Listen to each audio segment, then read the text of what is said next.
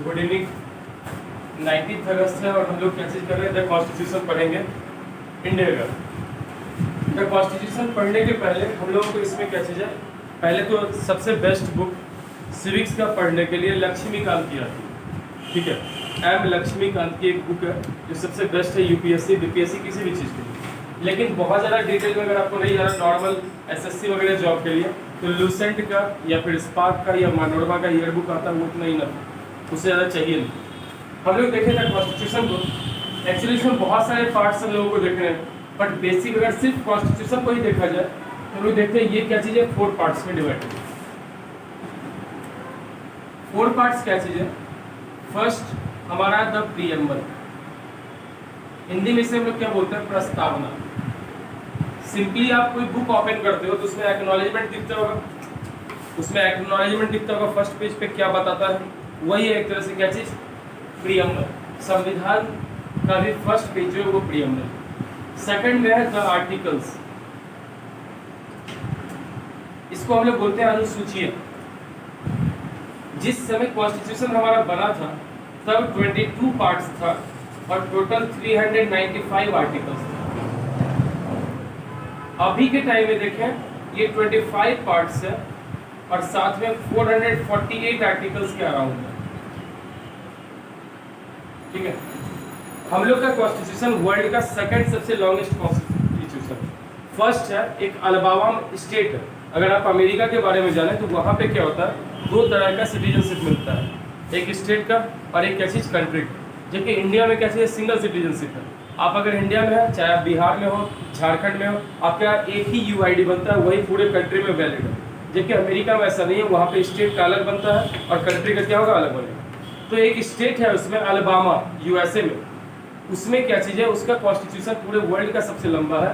वहाँ पे 25 पार्ट्स में 470 आर्टिकल के अराउंड। सबसे पहले हमारा ही था सबसे लेंथीएस्ट कॉन्स्टिट्यूशन, लेकिन अलाबामा स्टेट में बहुत ज़्यादा संशोधन कर करके वह किया गया। बता देते हैं ये क्या चीज़ है। आर्टिकल्स, हमारे इंडियन कॉन्स्टिट्यूशन का एक खासियत ये है, इसमें एक आईएएस ऑफिसर का जॉब, एसडीओ का जॉब, बीडीओ का जॉब, डीएसपी का जॉब, एसपी का जॉब, प्रेसिडेंट हो, प्राइम मिनिस्टर हो, हर किसी चीज़ को ही बताया हुआ है। उनका अधिकारिक क्षेत्र क्या है, कितने लेवल पे वो काम करेंगे, पैसा कहाँ से मिलेगा स्टेट गवर्नमेंट को, लोकल सेल्फ गवर्नमेंट, हर कुछ ही रिटर्न है हमारे पास। एक कॉन्स्टिट्यूशन ऐसे ही इंग्लैंड का है, इंग्लैंड का कॉन्स्टिट्यूशन पूरे वर्ल्ड के लिए एक तरह से एक्सेप्शन है, वो रिटर्न नहीं है। वहाँ के लोगों को कुछ थॉट्स क्या चीज़ें याद है, उसके पास कोई भी रिटर्न कॉन्स्टिट्यूशन नहीं है, कोई डाटा रिटर्न नहीं है, जैसे आपके पास रिटर्न उसके पास कुछ नहीं है। हमारे इंडियन कॉन्स्टिट्यूशन को देखें तो टोटल इसमें 1,45,000 वर्ड्स यूज किया गया। ठीक है, और जब हमारा संविधान बन रहा था तो 2 साल 11 महीने 18 दिन में बना। इतना ज़्यादा डिस्कशन हुआ कि इसका 12 मोटा मोटा वॉल्यूम जमा है, जो लाइब्रेरीज में, बहुत सारे लाइब्रेरीज में रखा हुआ है, 12 वॉल्यूम हो गया। इतनी ज़्यादा बहसबाजी हुई थी सब में, कौन सा बेटर रहेगा, क्या अच्छा नहीं रहेगा, इस चीज़ों को ले। थर्ड हमारे यहाँ है द शेड्यूल। सब मैं बताता हूँ क्या चीज़ है, पता चल जाए। शेड्यूल को हम लोग बोलते हैं सूची में से। ठीक है, टोटल जब बना था तो ये 8 शेड्यूल था और अभी के टाइम में टोटल कितना है, 12 शेड्यूल। और लास्ट है द अपेंडिसेज। अपेंडिसेज कुछ स्पेशल केसेज के लिए होते हैं। टोटल इंडिया में 5 अपेंडिसेज का है लिस्ट। जैसे जम्मू कश्मीर के पास अलग से था ना, राइट 370 आर्टिकल, 35 से आर्टिकल, वो सब किसका आता था, अपेंडिसेज में। ठीक है, बोलो जी, द प्रीएम्बल को देखें तो प्रीएम्बल फर्स्ट पेज कितने बार आपको एनसीईआरटी की बुक में लिखता होगा, we the people of India hereby adopt enact, ऐसा दिखता है, याद करवाए थे ऑन द 26 नवंबर 1949। ये तो यही है द प्रीएम्बल। जब पूरा उसमें मेन जो वर्ड्स है उसको हम लोगों को ध्यान में रखना है। जैसे इंडिया सोशलिस्ट वर्ड को फॉलो करता है, समाजवाद में सोसाइटी में सबके लिए वैल्यू क्या चीज़ है, इक्वल है। दूसरा सेक्युलर वर्ड यूज करता है, सेक्युलर यूज करता है धर्मनिरपेक्ष, सारे ही रिलीजन को इक्वल वैल्यू देना। थर्ड नंबर में हमारे इंडिया में और जो चीज़ें की जाती है उसमें क्या चीज़ है कि हम लोग के यहाँ कोई भी भेदभाव नहीं होगा, जाति, धर्म, लिंग। ठीक है, लिंग मतलब मेल फीमेल, इन सब पे जन्म के अनुसार। जैसे था ना फ्रांस वगैरह वहाँ पढ़ते थे, first state, second state, third state, first second वाले को छूट था बचपन से, थर्ड स्टेट को टैक्स देना पड़ता था, वो सब इंडिया में कुछ भी नहीं। हमारे यहाँ यूनिवर्सल एलाइड फ्रेंचाइज भी है। इसका मतलब 18 साल से ऊपर वाला वोट देगा। 1% 1 वोट 1 वैल्यू। चाहे मुकेश अंबानी वोट दे या आप दे, दोनों का वैल्यू एक ही है। ठीक है, ये सारी चीजें, ये 4 पार्ट हमारे संविधान का खासियत है। अब हमारे संविधान को इतना यूनिक बनाता क्या चीज है, तो अपने कॉन्स्टिट्यूशन में ना एक चीज हमने लिया था, अमेंडमेंट। क्या ले रहे हैं हम लोग? अमेंडमेंट। हिंदी में बोलते हैं संशोधन। संशोधन तो लोग जानते हो, कैसे बोलते हैं? कुछ सुधार, कुछ ऐड करना। अपना संविधान आज तक इसलिए टिका हुआ है क्योंकि इसमें बहुत सारी चीजों को ऐड करने का प्रावधान है। 22 पार्ट 395 आर्टिकल था, अभी कहां तक पहुंच गए? 448। इट मींस कि इसमें संशोधन कर करके पहुंचा गया। टोटल इंडिया में 102 से ज्यादा हो गया अमेंडमेंट्स हुए, संशोधन हुए। ऐसे टोटल पास होने के लिए अगर कहो तो 124 टाइम संशोधन लाने का ट्राई किया गया, उसमें से 102 बार पास हुआ, बाकी के टाइम में से फेल्योर हो गया। जैसे सबसे नजदीकी जो लास्ट वाला संशोधन किया गया वो ये किया गया 25 जनवरी 2020 में, कि जो दीव और दमन पहले एक अलग यूनियन टेरिटरी था और दादरा एंड नगर हवेली अलग यूनियन टेरिटरी था, इन दोनों को अब क्या किया गया? मिक्स कर दिया गया और दमन, दीव और दादरा नगर हवेली मिला के एक यूनियन टेरिटरी मींस केंद्र शासित प्रदेश है। ठीक है, उसका कैपिटल सिलवासा है, उसका कैपिटल सिलवासा। तो ये रहा इसका मेन। अब हम लोग देखते हैं इन सब के बाद संविधान बनाना इतना इजी नहीं था, वो भी वैसे कंट्रीज के लिए। एक बार आप एग्जाम्पल देखेंगे तो बहुत हंसी आएगा कि अंग्रेजों को लगता था कि हम भारतीय अपने लिए संविधान वगैरह नहीं बना सकते। उनका कहना था कि dogs and Indians are always like dogs and Indians are having same behaviour. Means Indian भी फेथफुल होता है, क्योंकि ब्रिटिशर्स, सिंधिया, निजाम, ये लोग बहुत फेथफुल थे किसके लिए? अंग्रेजों के लिए। और साथ में डॉग्स और इंडियंस, हम लोग के लिए भी एक अलग रास्ता होता था, कुत्ते के लिए जैसे अलग घर और ये सब होता है, वैसे हमारे लिए रखा जाता था। साउथ अफ्रीका में तो लिखा होता था हर बीच वगैरह पे, dogs and Indians are not allowed, if you come in this premises you will be shot down. Sir class 8 के बच्चे फोन लेके आते हैं तो हम लोग आते हैं। तो 102 संशोधन हुआ, उसमें से ऐड होने लगे। हम लोग देखें प्रियम्बल को, मैंने बोला प्रस्तावना, ये एक तरह से क्या चीज करता है, कॉन्स्टिट्यूशन हमारा क्या बोलता है, क्या बोलना चाह रहा है, ये सब बता देता है पहले। ठीक है, ये सारा का सारा चीज हम लोग को पहले ही बता दिया। हम लोग इसको बोलते भी है कि प्रस्तावना क्या चीज है, एक तरह से संविधान का मीनिंग बता देता है। इसी में सारा वर्ड लिखा हुआ है, भारत क्या क्या देता है, क्या नहीं देता है। जैसे अगर यहीं पे हम लोग पाकिस्तान का अगर बात करें तो पाकिस्तान में क्या चीज होगा कि वहां पे सेक्युलर नहीं है। सेक्युलर कहने का मतलब धर्मनिरपेक्ष नहीं।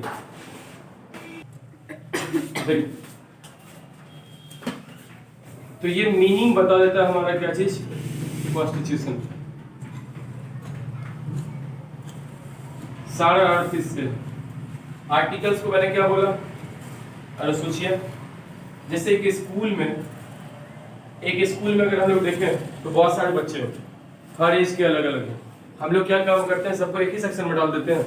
नहीं, सबको अलग अलग सेक्शन में डालते हैं, एज के अनुसार, वर्किंग के अनुसार। ठीक वैसे यहाँ पे आर्टिकल्स के था।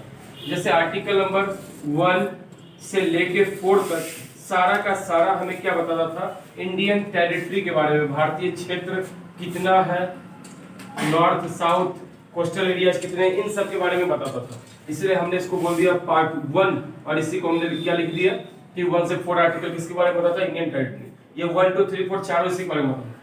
ठीक इसी तरीके से 5 से लेकर 11 नंबर तक जो आर्टिकल है ये हमें बताता है इंडियन सिटीजनशिप के बारे में, भारत की नागरिकता। ठीक है, किससे मिलेगी? मिलने का भी बहुत तरीका है। या तो आपके मम्मी पापा, अगर आप पहले से 1947 के पहले से भारत में बसे हैं तो आप भारत के नागरिक। आपके मम्मी पापा में से एक कोई भारत के हुए और आप यहीं बस गए तो भी आप भारत के नागरिक हैं। अगर आपको और करना तो आप कोई इंडियन किसी से मैरिज करने के बाद आप यहाँ ट्राई करोगे कि नहीं आप इंडिया के नागरिक बनना चाहते हो तो आप बन सकते हो। अगर इंडियन गवर्नमेंट आपको सोचता है कि हाँ आप उस लायक है, आप कंट्री के लिए कोई इलीगल वर्क नहीं करेंगे, तो आपको नागरिकता मिल जाता है। जैसे फॉर एग्जांपल एक ऑस्ट्रेलिया का फास्ट बॉलर है शॉन टेट। ठीक है, ऑस्ट्रेलिया का फास्ट बॉलर है शॉन टेट, वो एक इंडियन मॉडल से शादी की है और उसने क्या किया, अप्लाई किया है भारत का वीजा लेने के लिए। वीजा क्या, यहाँ का सिटीजनशिप लेने के लिए। तो फ्यूचर में वो जाके वो इंडिया का नागरिक अगर इंडियन गवर्नमेंट उसको समझेगा तो वो बन जाएगा यहाँ के लिए। ठीक है, तो ये बना नहीं अभी। नहीं अभी नहीं, 5 साल मिनिमम गवर्नमेंट देखेगा, आपको वॉच करेगा तब होगा। तो ये था क्या चीज, पार्ट 2 एक जैसा था, इसीलिए हमने क्या किया इसको एक पार्ट। नेक्स्ट है आर्टिकल नंबर 12 से 35, मोस्ट इंपॉर्टेंट। इसी में से आर्टिकल 32 है जिसको हार्ट ऑफ कॉन्स्टिट्यूशन बोलते थे भीमराव अम्बेडकर, या बोले भी। सर बिना रीजन क्या, शादी किए नहीं ले सकते हैं सिटीजन से, बिना शादी किए नहीं ले सकते हैं। ले सकते हैं, बिना मैरिज किए भी ले सकते हम हैं, जाके लेकिन marriage वही कर- प्रोसीजर है कि थोड़ा लॉन्ग होगा। अब देखें ये थोड़ा लॉन्ग होगा, 5 साल से 10 साल ये सब और लग रहा है। हमको लेना है सिटीजनशिप अमेरिका का। हाँ तो जाओ वहाँ के लिए अप्लाई करो, वो समस्या तो बहुत बेटर है। अदरवाइज कुछ कंट्रीज में ऐसा है कि मैरिज के बाद ही मिलता है। तभी ऐसा दिखाया भी गया काइट्स फिल्म में ऋतिक रोशन को कि वो मैरिज करता था या वो लड़की करती थी। पार्ट 3 देखें 12 से लेकर 35, ये क्या चीज है, फंडामेंटल राइट्स, इट मींस के मौलिक अधिकारों को दिखाता है। इसमें भी बहुत सारा है, 12 और 13 आर्टिकल सिर्फ फंडामेंटल राइट को डिफाइन करता है। तुमको ये भी पता होगा कि इंडियन कॉन्स्टिट्यूशन बना तो दुनिया के अलग अलग देशों से लिया, बहुत सारा पार्ट हमने लिया, कुछ भारत का भी था, कुछ दूसरे पार्ट से भी लिया। ज्यादा इंग्लैंड का था।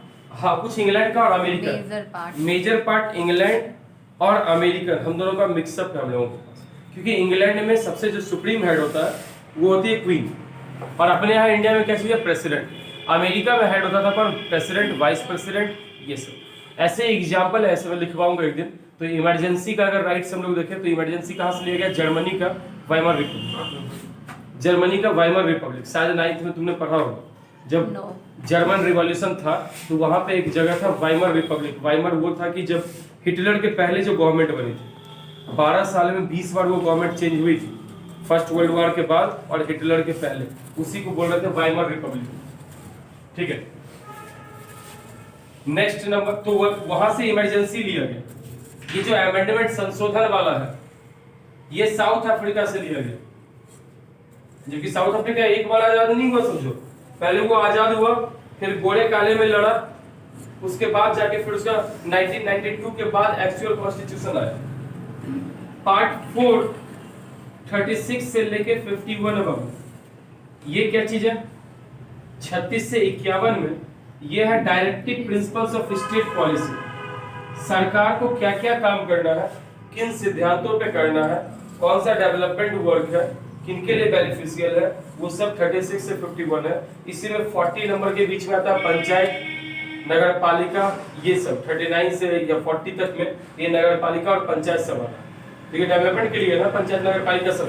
तो इस पार्ट 4 में directive principles of state policy बोलते हैं। इट मींस कि इसमें कुछ ऐसी नीतियां हैं जिसपे एक केंद्र सरकार को चलना होता है या राज्य सरकार को चलना होता है। स्टेट मतलब कभी भी सिर्फ राज्य न समझा जाए, स्टेट उसको बोलते हैं जो डेमोक्रेटिक कंट्री होता है। ठीक, नेक्स्ट पार्ट नंबर 5, ये था आर्टिकल नंबर 50। पार्ट नंबर 5 तो अलग है, एक आता है पार्ट नंबर 4 का ए। अब बाबू आर्टिकल ये जरूरी नहीं कि 36 तो 36 ही है, 36 के अंदर भी होगा ABCD, उसके अंदर फर्स्ट सेकंड थर्ड फोर्थ ऐसे। तो ऐसे पार्ट नंबर 4th ए ये ऐड किया गया, इसको हम लोग बोल देते हैं आर्टिकल नंबर 51 का ए ही।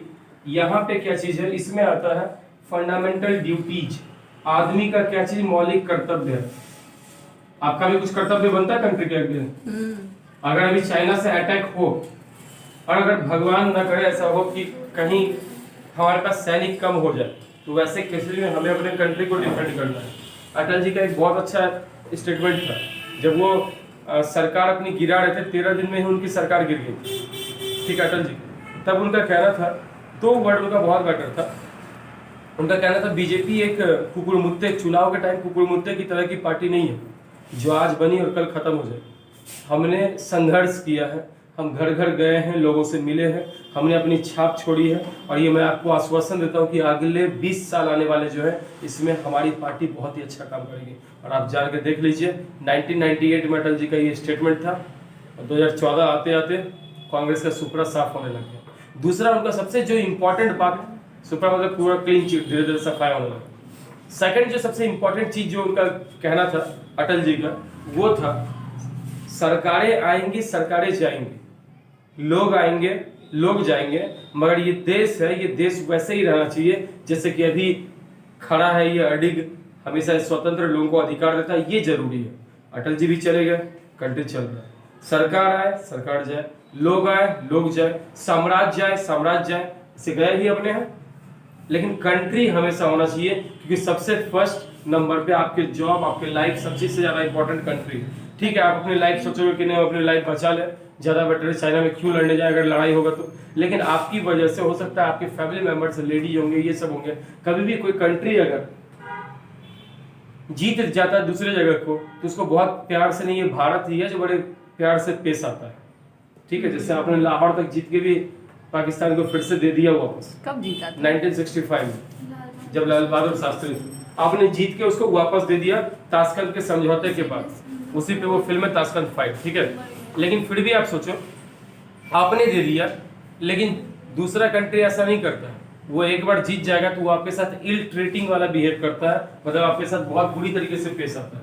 आप तो उस समय बच गए कि नहीं, कंट्री का साथ नहीं दे पाए, और हो सकता है एक आपकी वजह से ही वो छूट गया, मे भी पॉसिबिलिटी है कोई ऐसा हो जिसको आप किल कर सकते थे, बचा सकते थे, आपकी वजह से छूट गया, बाद में इसका खामियाजा तो देश के हर औरत को भुगतना पड़ेगा। इसलिए सबसे पहले कंट्री की बात आएगी। तो ये सारा क्या चीज है, ऐसे ही करके 22 पार्ट्स में 395 आर्टिकल पहले, और अब करंट में 25 पार्ट में 448 आर्टिकल्स। नेक्स्ट हम लोग देखें शेड्यूल्स का। शेड्यूल्स भी एक तरह से क्या चीज है कि शॉर्ट में सारी चीजों को बताया गया। एक बार आप देखिएगा, इसको फिर मैं बिठाऊंगा, बताता हूँ। जैसे पहला शेड्यूल है इंडिया के टेरिटरी वगैरह से, आप एक बार जोड़ने का ट्राई करना, देखना समझ में आएगा। सबसे फर्स्ट घर बन गया, समझे, मतलब देश को अब घर बना तो उसमें मेंबर्स चाहिए जो उस घर में रहेंगे, वरना वो तो भूत बंगला होगा। तो वैसे कंट्री बना तो वहां पे क्या चाहिए, लोग चाहिए जो वहां के मेंबर्स हो। तो ऐसे में प्रेसिडेंट वाइस प्रेसिडेंट, मतलब क्या होगा, तो उनका बहाली हुआ, और साथ में उनके सैलरी का बात। घर बना करने के लिए क्या जरूरत है, पैसे का। तो फर्स्ट नंबर शेड्यूल बोलता है इंडियन टेरिटरी के बारे में। सेकंड नंबर शेड्यूल बोलता है सैलरी और अलाउंसेस के बारे में, मतलब पैसा कौड़ी का। थर्ड नंबर शेड्यूल देखें तो ऐसे ही, अब घर बना, तुमने मेंबर सेलेक्ट कर दिया, उसको पैसा दे दिया, कहीं वो आदमी करप्शन ना कर दे, इसके लिए तुम उससे क्या करवाओगे, कहीं पे बोनाफाइड भरवाओगे। इट मींस हम उससे क्या चीज करवाएंगे, शपथ लगवाएंगे। तो शपथ पार्ट नंबर 3, मतलब शेड्यूल नंबर 3, 3 वर्ड का शेड्यूल है और 3 वर्ड का शपथ। ठीक है, चौथा नंबर तुम चलिए देखिए हम लोग 10 शेड्यूल्स को।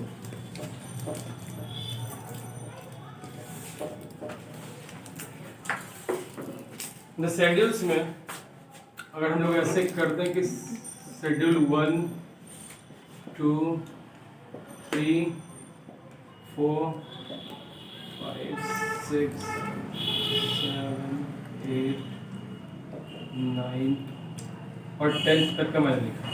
ठीक है, ये सारा क्या था। फिर 11 12 में लिखना शेड्यूल क्या चीज है, इसको हम लोग बोल देते हैं कि ये भी एक तरह का संविधान को अच्छे से बताया गया, शॉर्ट में समझिए। आर्टिकल तो बहुत लॉन्ग हो जाता है, शेड्यूल में शॉर्ट में बताया गया। फर्स्ट नंबर मैंने तुम्हें बोला था इंडिया के टेरिटरी के बारे में बताता है, और साथ में कौन कौन सा पोस्ट है, जैसे प्रेसिडेंट वाइस प्रेसिडेंट। ये जब पोस्ट बन गया, टेरिटरी बन गया, मतलब समझो कि घर बन गया, तो उसको चलाने के लिए क्या चाहिए, पैसा। तो यहाँ आ जाएगा सैलरीज एंड अलाउंसेज। शॉर्ट में याद करने के लिए एक एक के अंदर बहुत सारा चीज है, बट मेनली ये किस पे होता है, सैलरीज एंड अलाउंसेज। अब तुमने पैसा दिया। सर शेड्यूल का मतलब होता है शॉर्ट फॉर्म ऑफ, ये शॉर्ट फॉर्म नहीं कहेंगे, इसका है अधिसूची, है अनुसूची, लगातार लिस्ट है एक तरह का, जिसमें अलग अलग फैक्टर्स को दर्शाया गया संविधान का। ठीक है, तो हमने देखा शेड्यूल 1 टेरिटरी संविधान, ये क्षेत्र का, साथ में क्या चीज हुआ, प्रेसिडेंट वाइस प्रेसिडेंट, ये सब। सेकंड में था सैलरीज एंड अलाउंसेस, कितना पैसा हमने दिया, और अलाउंसेस मतलब होता है ऊपर से क्या क्या सुविधाएं हम लोग देते हैं। ठीक, थर्ड नंबर में देखें, जब सैलरी दे दिया, तुमने पोस्ट दे दिया, तो हो सकता है वो बेईमानी करे, करप्शन करे, तो ऐसे केसेस के लिए क्या करना पड़ेगा, उसको शपथ दिलवाना पड़ेगा, तो ओथ एंड अफर्मेशंस बोलते हैं, और हिंदी में बोलते हैं कि इसको शपथ करोगे। तो याद करने का यहाँ तरीका देखना, ये शेड्यूल नंबर 3 है, और शपथ अगर हिंदी में लिखें तो कितने का आएगा? 3 आएगा। 3 लेटर में तो ये आ जाएगा। फोर्थ देखें, 4 लोग जहां बैठते हैं उसको हम लोग बोलते हैं सभा। 4 लोग जहां बैठते हैं लोग बोलते हैं, घर में मम्मी लोग बोलते हैं सभा मत लगा, सभा लगा के मोहल्ला में बैठा हुआ है, तो सभा। और इसीलिए हम लोग बोलते हैं कि इसमें राज्यसभा का सीट बंटवारा है। Rajya Sabha seats are allocated for different states and UTs. States राज्यों के लिए, अलग अलग राज्य के लिए डिफरेंट लोकसभा का क्या चीज है, ये राज्यसभा का सीट है, और साथ में यूनियन टेरिटरी में केंद्र शासित प्रदेश के लिए।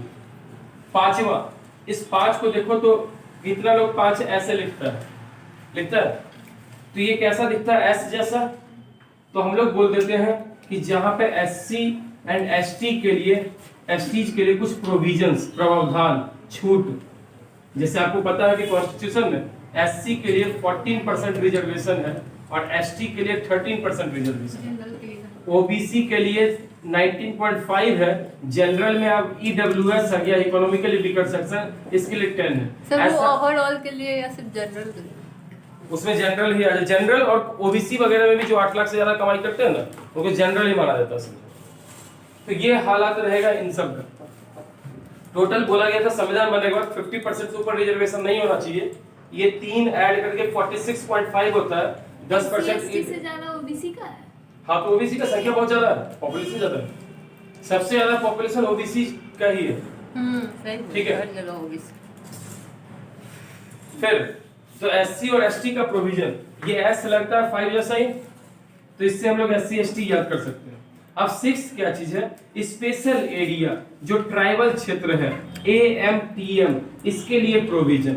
अब एएमटीएम क्या चीज है? तो तुम जानते हो इंडिया के मैप पे 7 सिस्टर्स को, 7 सिस्टर्स, 7 राज्य, असम, मेघालय, त्रिपुरा, मिजोरम, मणिपुर, इस साइड से मेघालय, और ये सब का अरुणाचल, ये 7 राज्य उतर है 7 स्टेट्स में। एक लाइन से देखें, असम, मेघालय, त्रिपुरा, मिजोरम, मणिपुर, नागालैंड, अरुणाचल, इन सारे के लिए देखा गया। तो इसमें जो ज्यादा पॉपुलेशन था वो कहां पे था? A for Assam, M for Meghalaya, T for Tripura, and M for अगर बोले तो यहाँ क्या आता है, तो हम लोग मणिपुर बोलते हैं। ठीक है, लेकिन बाद में मिजोरम भी इसमें जबरदस्ती ऐड हुआ, और 5वां राज्य इसमें क्या हो गया? मिजोरम। अब क्या हो रहा है कि युवा सब जो नागालैंड का है, मिजोरम का था, ये सब भी बोलता है हम लोग को भी इसमें ऐड करो, बट बेसिकली ये कितने राज्यों के लिए बना था? 4 राज्यों के लिए। ठीक है, ये 4 राज्यों के लिए। जब छोड़ दो, नेक्स्ट 7th नंबर में अगर हम लोग देखें, अगला 7वें में क्या किया है? पावर्स को डिवाइड किया गया। पावर्स को डिवाइड किया गया। कैसा डिवाइड किया गया? तो कभी ऐसा ना हो कि केंद्र सरकार बोले कि राज्य सरकार काम नहीं किया, राज्य सरकार बोले केंद्र सरकार काम नहीं किया, तो ऐसे में पूरा डेवलपमेंट होगा ही नहीं। तो क्या किया गया? इसमें 3 लिस्ट बना दिया गया, एक यूनियन लिस्ट, एक स्टेट लिस्ट, कंकरेंट लिस्ट, एक कंकरेंट लिस्ट। जरा फिर से देखा जाए, पहले यूनियन लिस्ट में 97 सब्जेक्ट्स थे, अब सब्जेक्ट्स कितने हैं? 100। ठीक है, ये वैसे लिस्ट है, इसमें वो सारे सब्जेक्ट्स हैं जिस पे केंद्र सरकार को काम करना है। जैसे अगर हम लोग सपोज करें कंट्री के सिक्योरिटी का बात है, कंट्री के सिक्योरिटी का बात अगर हमने राज्य में दे दिया होता तो मध्य प्रदेश और छत्तीसगढ़ बहुत खुश होता, बोलता मेरे चारों तरफ तो कोई दुश्मन है ही नहीं, अपना ही तो कंट्री है। इन लोगों को पैसा कम खपत करना पड़ता सिक्योरिटी में, जबकि सिक्किम बेचारा हमारा कब का गुलाम हो गया होता, क्योंकि 3 देश से वो मिलता जुलता है। एक साइड से भूटान, दूसरी साइड से नेपाल, ईस्ट में भूटान, वेस्ट में नेपाल, और नॉर्थ में क्या आता? चाइना आता है। तो वो लोग सिक्किम टिकता फिर नहीं, वहां पे लोग सरेंडर कर देता। तो इसीलिए मैंने बोला कि यूनियन लिस्ट, यूनियन मतलब वैसे सब्जेक्ट्स इसमें थे जिसमें कौन काम करेगा? केंद्र सरकार करेगा। इसी में आता है बैंकिंग, रेलवे, एयरपोर्ट्स अथॉरिटी है, एएआई, एजुकेशन भी, एजुकेशन दोनों में, एजुकेशन दोनों में। ठीक है, वो कंकरेंट दोनों में। चलिए, स्टेट लिस्ट में क्या चीज है कि पहले हम लोग बोलते थे 66 सब्जेक्ट, अब इसमें 61 कर दिया, इससे घटा दिया गया। क्योंकि राज्यों पर दबाव बनता था ज्यादा है, तो इसका कुछ सब्जेक्ट यूनियन को दे दिया गया और कुछ सब्जेक्ट किसमें डाल दिया गया, कंकरेंट में। कंकरेंट में पहले 47 विषय है बाबू, विषय बहुत तरह का हो सकता है, सुरक्षा हो सकता है, रेलवे हो सकता है, बैंकिंग हो सकता है, एलआईसी हो सकता है, ये सारा वही सारा विषय है।